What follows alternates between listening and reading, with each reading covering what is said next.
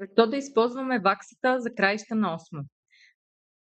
Ваксата е специално разработена за запечатване на краищата на дървесината с цел защита от напукване вследствие на износване. Второ, тя свежда до минимум проникването на влагата.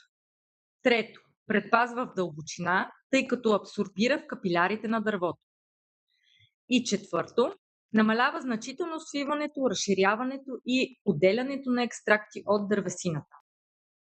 Ваксата на закраища на осмо е подходяща за обработка на крайните срезове при декинг, фасади и други елементи от твърда или мека дървесина като банкирай, тик, масарандуба, гарапа, както и иголистна дървесина. Метод на полагане. Първа ръка положете обилно върху необработената дървесина. Ваксата става суха след около 3-4 часа. При необходимост може да положите и втора ръка, която отново съхне в рамките на 3-4 часа.